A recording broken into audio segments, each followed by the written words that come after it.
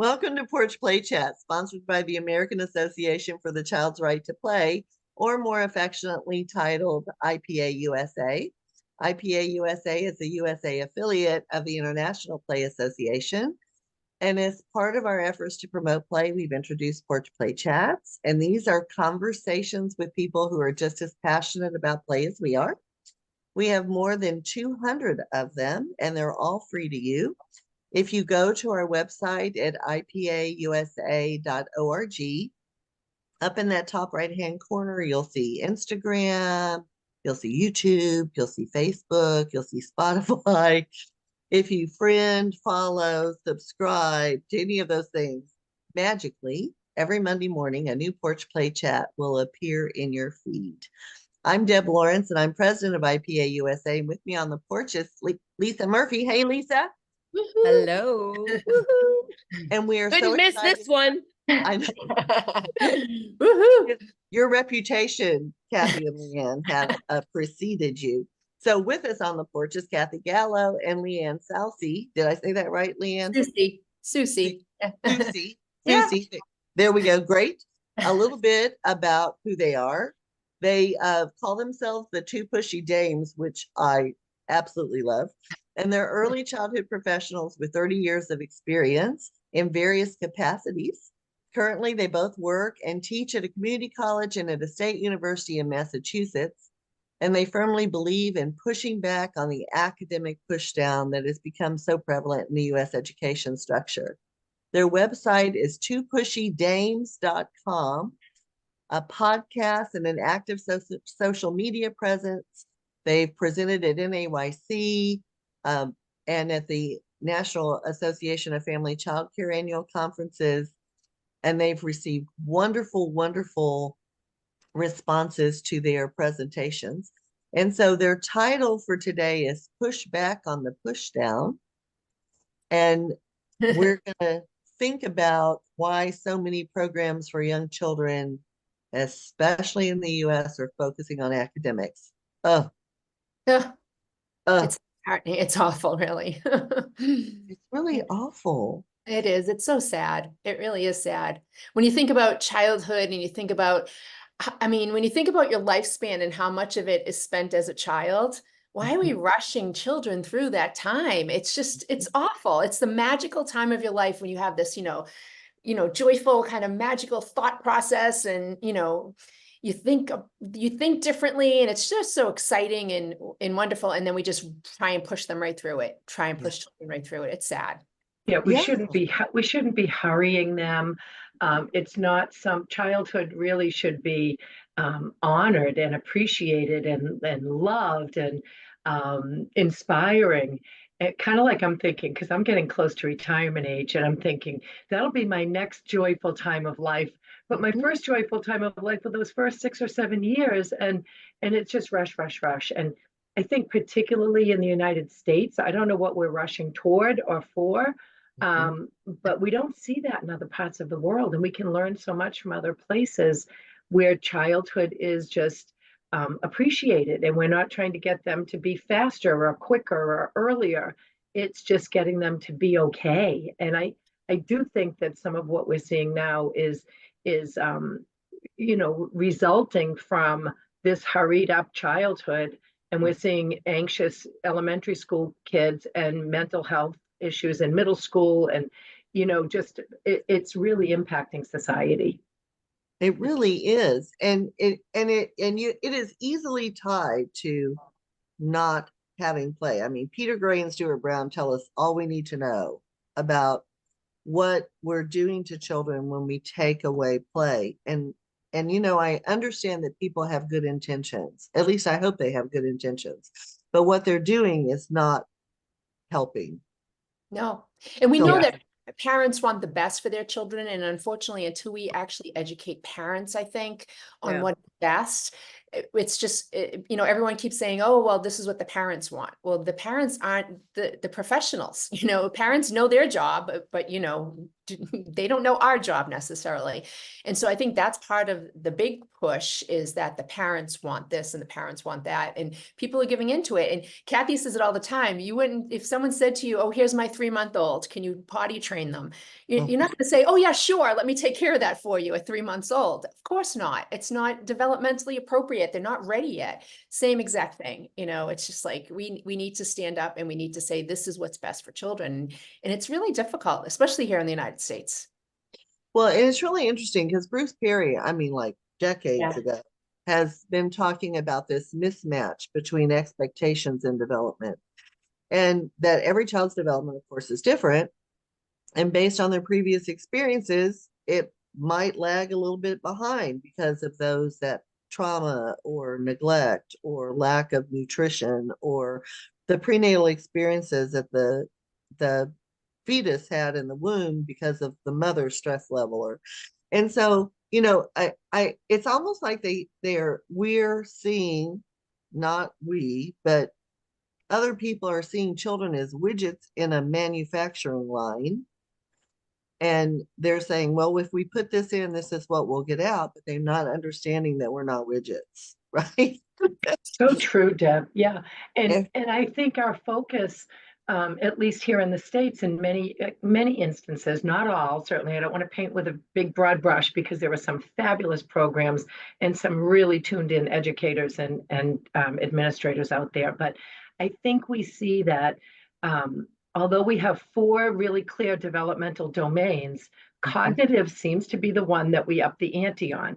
And, you know, what about social development, emotional development? What about child's physical development? You know, kids need that heavy work and that big body and that core strength before they can hold that pencil to write their name or trace a line or cut with scissors and all that kind of stuff. But I think we look at that cognitive domain as more important for whatever reason. Especially in Massachusetts, the magic number is 2 years and 9 months. You know, kind of when they stop being a toddler and they become a preschooler, then all of a sudden the fun and rough and tumble and the joyful play becomes a little bit more of a strict sort of, we need to get you ready for kindergarten. And it just like there's a switch. burns me. Yeah, Right. Like exactly. You can just like flip it. Oh, here you go. You're in the preschool room now. Let's go, kid. We don't do that anymore. Now we're focusing on this. And you know, honestly, if we were, and wouldn't it be awesome if like we were at a cocktail party right now? But if we were at a cocktail party chatting with friends, none of us would be worried about when we learned to wipe our bum or when we learned to write our name or when we learned to read or knew our colors, because it doesn't matter anymore. But I think when you're caught up in it, people think, oh, geez, you know, my friend's kid can recite the alphabet, or my 5-year-old can read Harry Potter, but he's not toilet trained. And, you know, all these kinds of things you worry so much about when you're caught in the weeds with it all. Unless a child has atypical development or some sort of neurodivergency or something else, you know, a developmental delay, they all can. I mean, we can all tie our shoes, right? And if not, we get slip-ons. We can all figure out what color matches unless we're colorblind. I mean, it's just, it becomes such an issue when they're little. And I think we just think about, well, let's hurry up because that makes my child smarter or better in some way. And, So, Kathy, and it's just not. I'm just going to tell a secret about you. Oh, Jesus. Well, oh, I shouldn't say geez. Geez. Oh, geez. Yes, I'm going to tell a secret about Kathy. So Kathy did not go to preschool. That's true. And Kathy didn't go to kindergarten. It's true.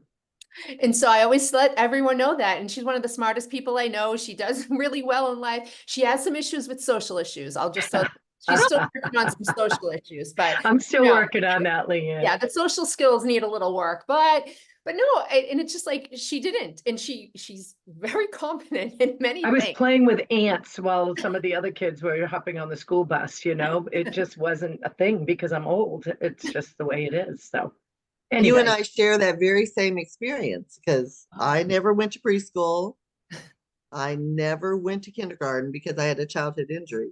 So my very first experience, my parents never read a book to me. They were wonderful parents, but they never read a book to me. I played outside for. And look at you. And look at you, Deb. You're the president Good job, of the Deb. International Play Association. I mean, come on, right?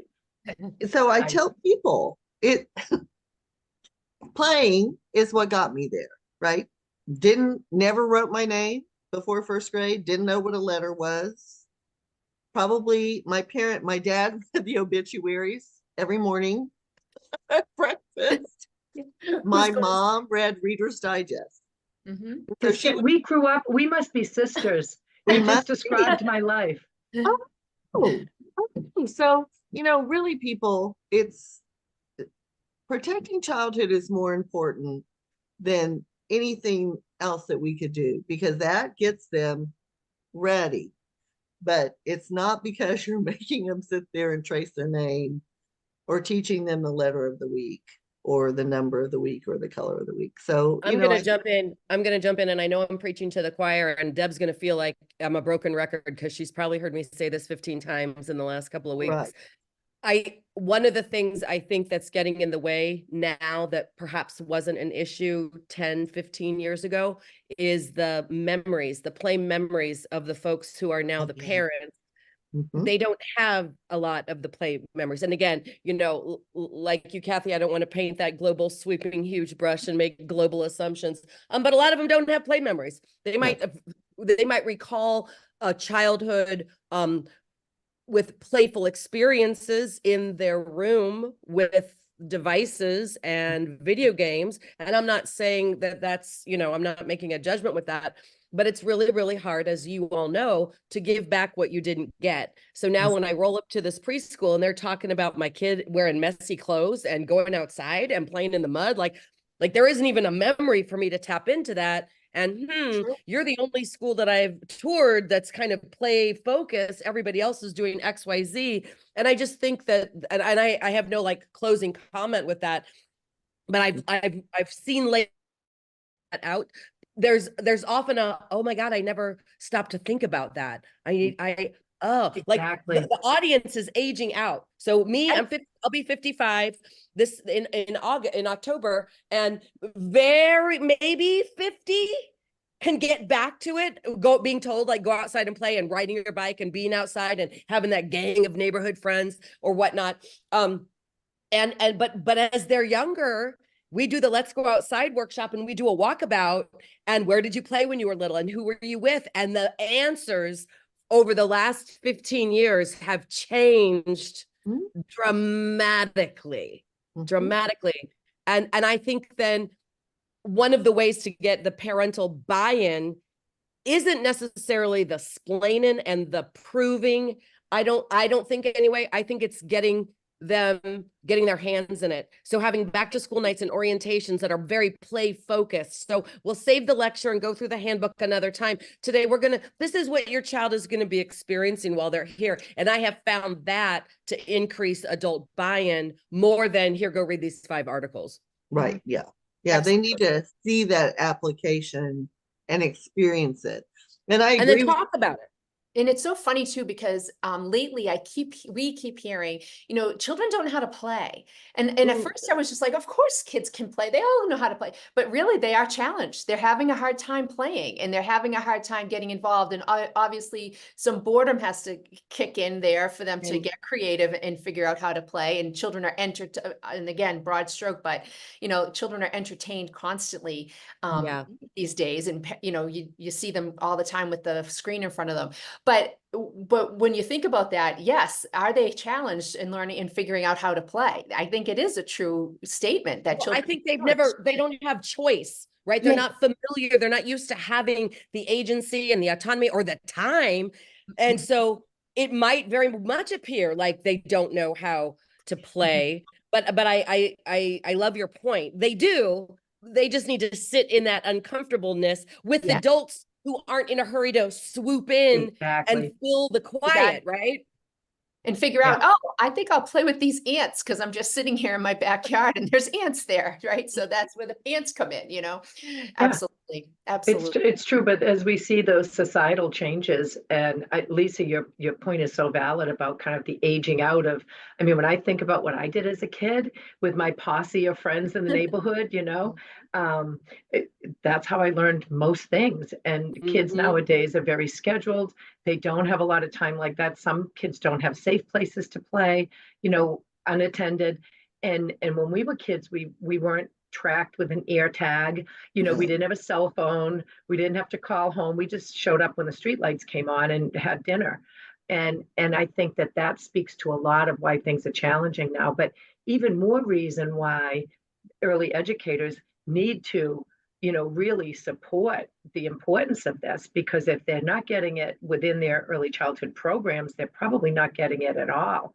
Right. It's just Yeah. families are different now, and lifestyles are so different. So, and I know, again, preaching to the choir, but for anybody who's listening to this Porch Play Chat who might not know this, really, I think back to that NASA study from 1968, and I'm sure we all know about it, but I think that school has just been sucking the creativity out of kids.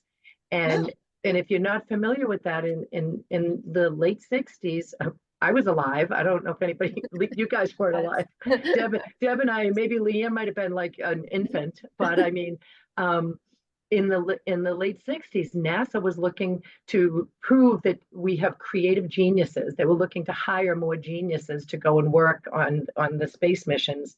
And they looked at 4 and 5-year-olds, and they gave them this creativity test. 98% of them came out as creative geniuses. And then they looked at the same group of kids when they were in elementary school, and it dwindled to like 30%. And then I think high school, the same kids, 12%. So from 98% to 12% of creative geniuses.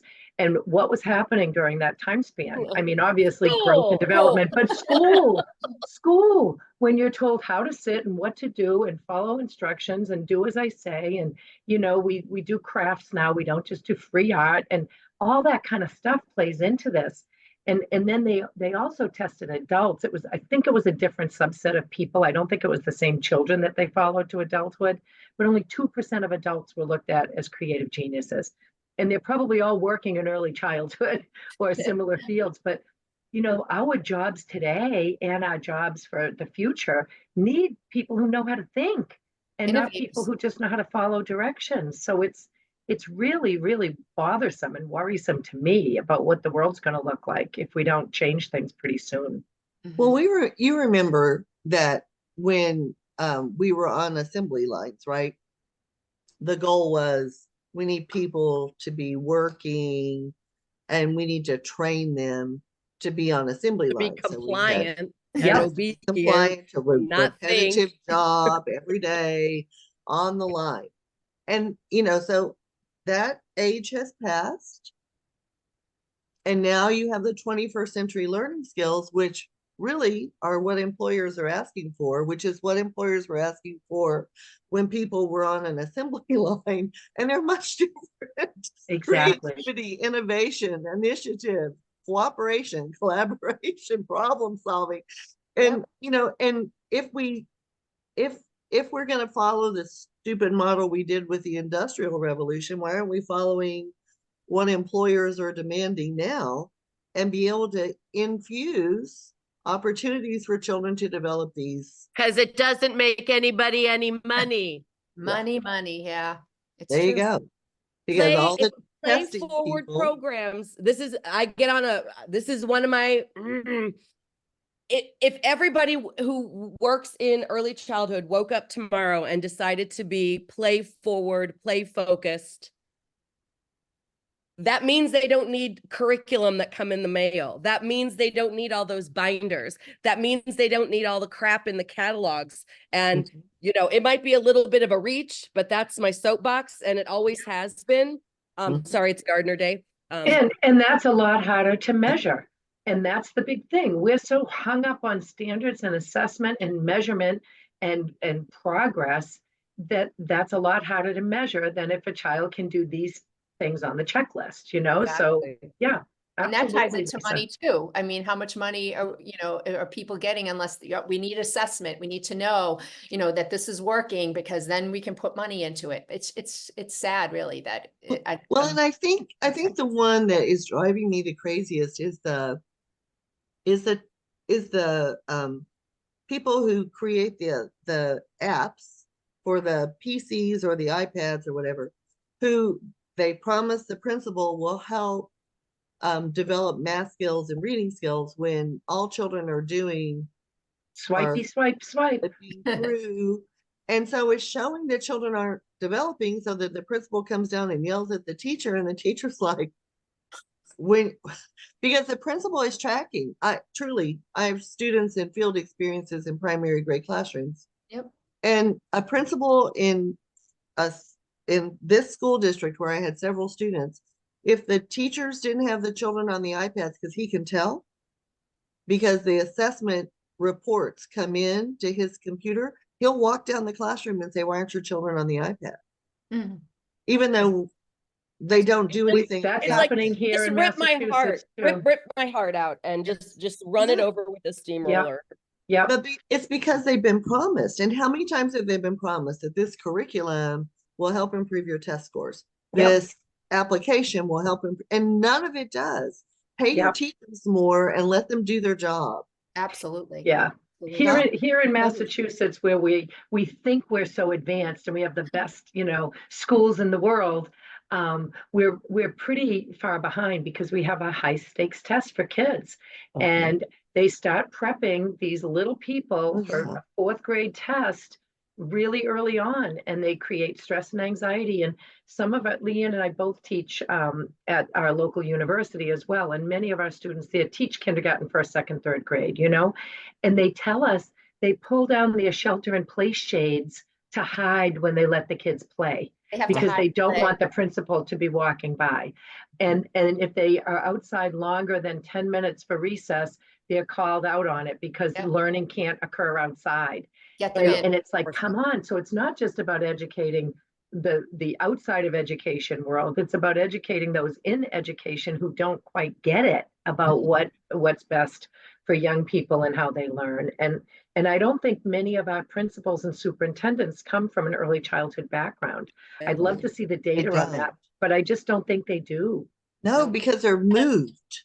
If a school isn't doing well, the high school principal who has a secondary education degree, and that's where all of his experience is, in Pennsylvania, is moved to elementary school or the middle school, and it just is making it crazy out there. We need to push up. We need to push up more than push down. It's just exactly. Yeah, I used to say that I would love, right? Wouldn't it be awesome if I had a magic wand and all the principals and superintendents who insist on having early ECE on their campus is required to have some working knowledge of child development. And then my position on that shifted. Although, yes, it would be wonderful and it would be ideal. At the end of the day, I don't need the principal to understand child development theory. I need them to trust that I do. Exactly. Yeah.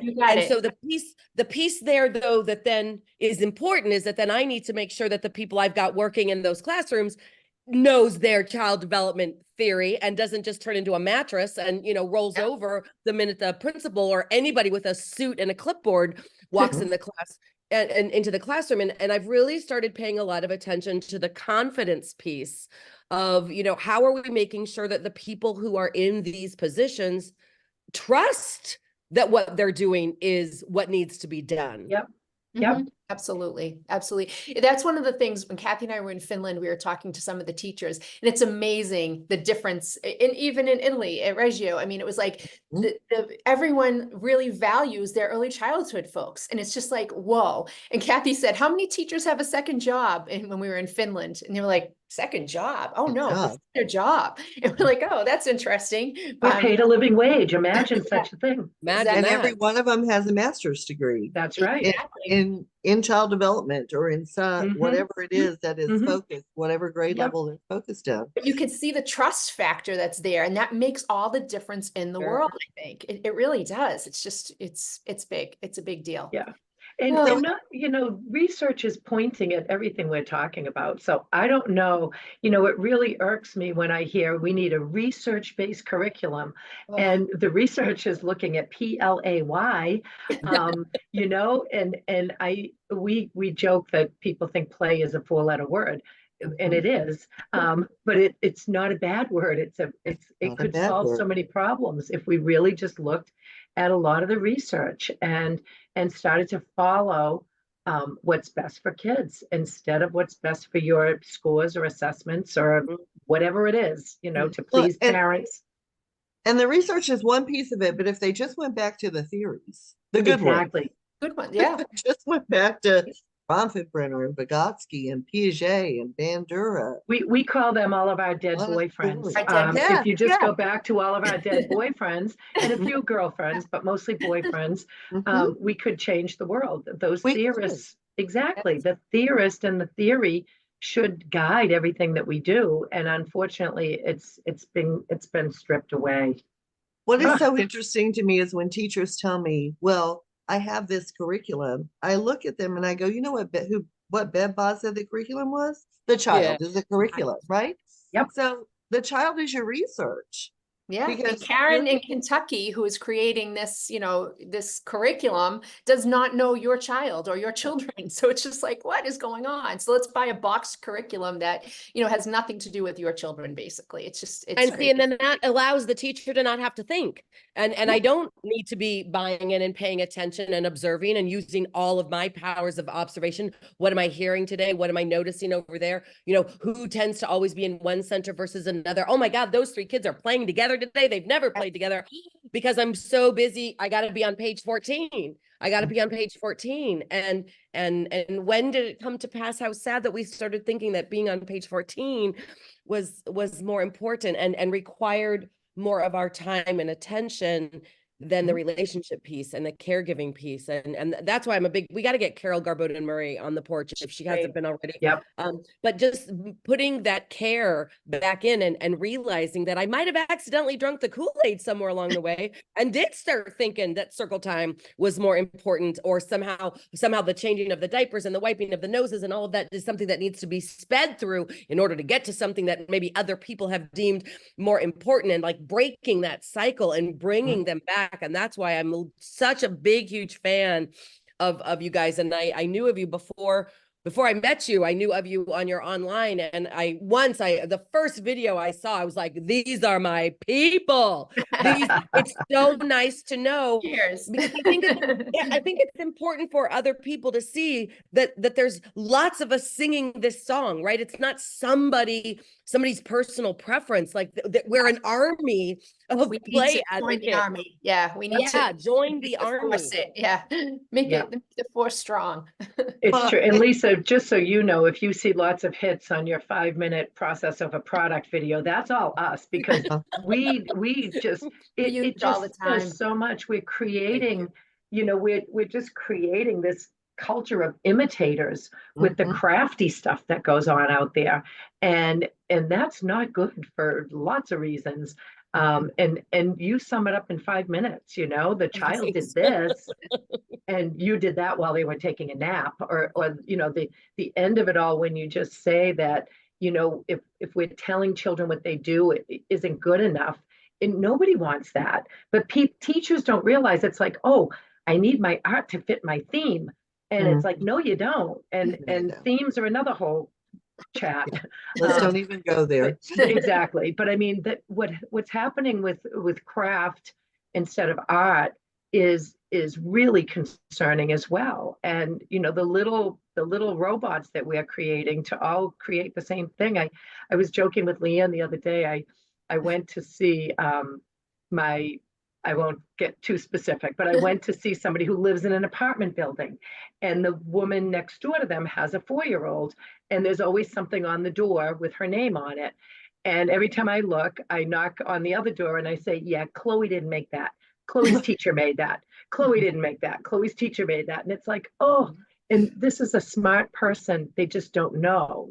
They don't know that every time they bring home this cutesy little craft, it was their 40-year-old teacher that made it for them, not their 3-year-old child that has no interest in that yet. That's the NASA study right there. Chip, chip, Yep. chip, Yep. chip, chip, Absolutely. That creativity. Yep, Well, and just chip it away. and I think what so I'm thinking about the generation of teachers that are in the classrooms currently. And I'm In thinking your that that's what college they thought. classroom, No, in your college, in the classroom, working in the classroom. I think most of them probably went through school with art projects versus art process. And so, you know, we do to others what is done to us, good or bad. And so, you know, I think the whole thing about art is a whole series of Porch Play Chats. But I think that is a struggle. I mean, I don't know about you and your early childhood classrooms with students, me and my early childhood classroom with students, it's a battle, It is. battle. Mhm. Yep. I can It's that even, reflection. It That like is. that's a reflection of me. That's why I tell them to break up with Pinterest. I was just and going to say twitch. Pinterest They didn't twitch, do their anybody eyes any start favors. twitching. oh, they do. I'll just look on Pinterest. And I said, okay, in the Reggio Emilia Pinterest, there are some good things, but most of it is products. Let's just look. And so I pull it up. Which ones are products? They're like, oh, product, Mhm. product, Craptivity, product. craptivity. Activity. Yep. Love it. Yep. And to kind of I don't think this is quoting Amanda Morgan, but you know, if it's cute, it's probably not developmentally appropriate. I mean, that's the bar you can look at, unless you're working with second and third graders who can get that representational connection. But for little people, if it's cute, then just pass, you know, because their art isn't cute. Their art is art. It's it's a whole different process. ballgame. Yeah. Exactly. Well, I can't even tell you too how wonderful this has been, and we have to have you back on the porch. So I'll send you June and July dates, and You have me all riled up now, Deb. I know. I know. I That's know. what Porch So Chats Time to go do. again. Like the rest of Be the day. thinking of your topic. But I'm going to close this out, so don't go anywhere. So to learn more about IPA USA, please visit our website at ipausa.org. And until next time, keep on playing. Bye-bye.